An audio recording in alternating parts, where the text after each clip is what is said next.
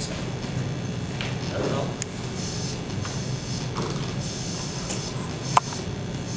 I've got to put myself together first here.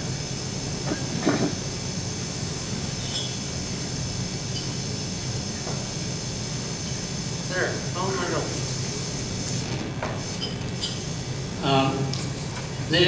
The committee asked me if I'd say something about the history of our club.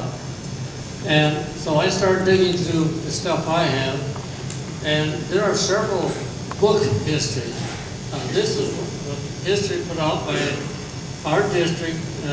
Dr. Max Moore put it out in 1962. And we get 2 pages in there. Also at the back table, there was a 100-year history from Rotary International. And also there's out a 50-year anniversary issue.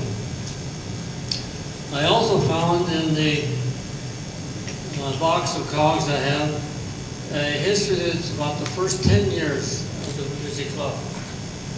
There was one, a 3-page spread in the Rotary cog for the 25th anniversary. In 1985, Dr. Harold Haig of BSU wrote a history of the first 50 years of Rotary. Oh, I get a shadow. All right, let's try this.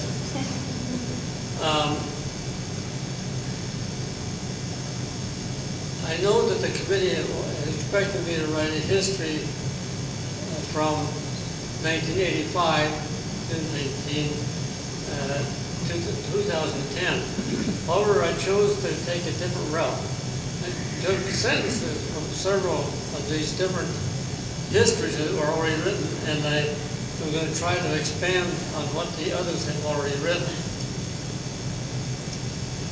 In the 1930s, another service club, the Kiwanis, I believe it was, because it's never mentioned in our history, had just folded, and many Bemidji businessmen were reluctant to start a new service club.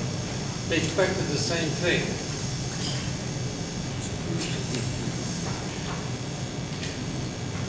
During the winter of spring and summer, winter and spring of 1935, the Brainerd Rotary Club came to Bemidji and went up and down the streets to talk to different businessmen, asking if they wouldn't start a club here.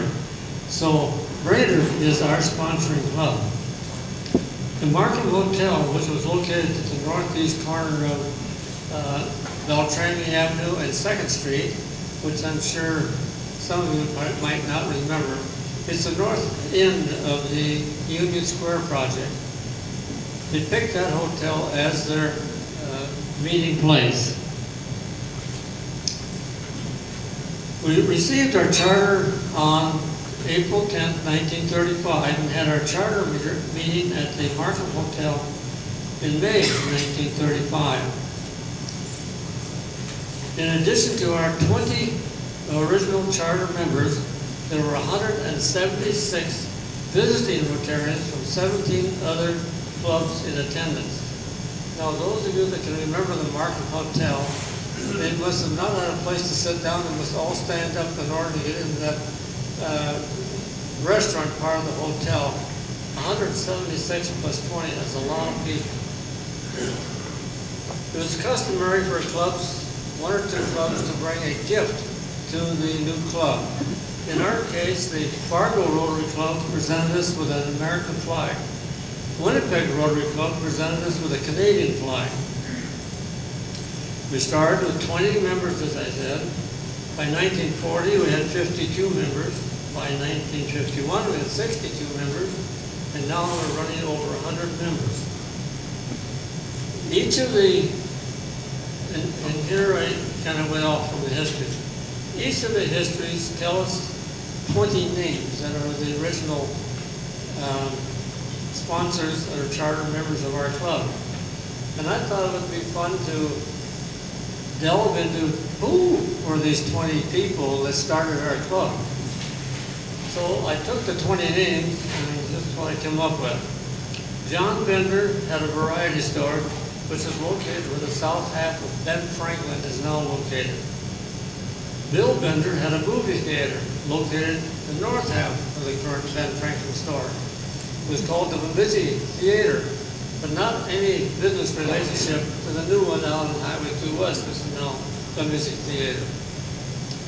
H.M. Brown Music Store, located on the south side of 3rd Street, about where K9 Pet Shop is.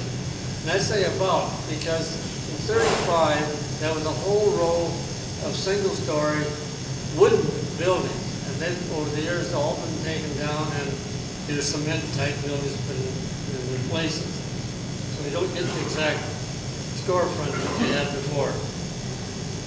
L.H. Bernali Lumber Retail. I haven't found him yet. J.T. Campbell Jr. Logging. I didn't find him. Herb Conner Automobile Retail, located in the ground floor of the Lakeview Hotel at 4th and Bemidji Avenue.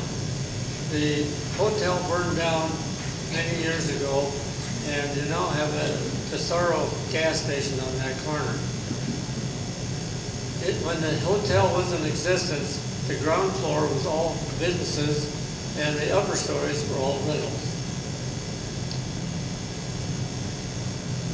Nat Gibbon had a hardware store located where Harrington's shoe store is now located.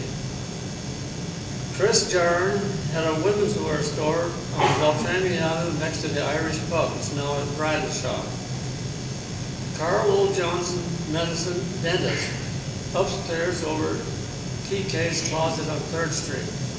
When you look on the north side of the street with TK's Closet, you'll notice TK's stairway going upstairs, and then a vacuum cleaner store.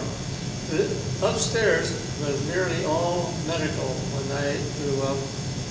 There was a dentist, eye doctor, surgeon. Okay, next one is John H. McKee. He had a gas station at 3rd and Bemidji Avenue, now Morrell's Trading Post. J.R. Payton, Light and Power. That was the old Interstate Power Company before Otter Tail Power. Located on 3rd Street. It's now the 3rd Street Optical. E.M. Sathre had a business college located upstairs over the east part of the Wells Fargo Bank building. You don't see it now, but in the 1930s, there was a stairway that went south onto 3rd Street and a stairway that went east onto Beltrami Avenue, and upstairs was offices on the east 3rd, but what you see now is Wells Fargo. It's all closed off. There's an interior stairway for their own purposes, but not for public use anymore. C.M. Sathre Insurance, located upstairs over the east part of the Wells Fargo Bank building. I don't know where the M comes from, because that's my brother, and his middle name was Jerome. D.H. Garlock, Medical General, upstairs over TK's Closet. N.L. Hacker Photo Studio on Beltrami Avenue, now the Looking Glass Salon.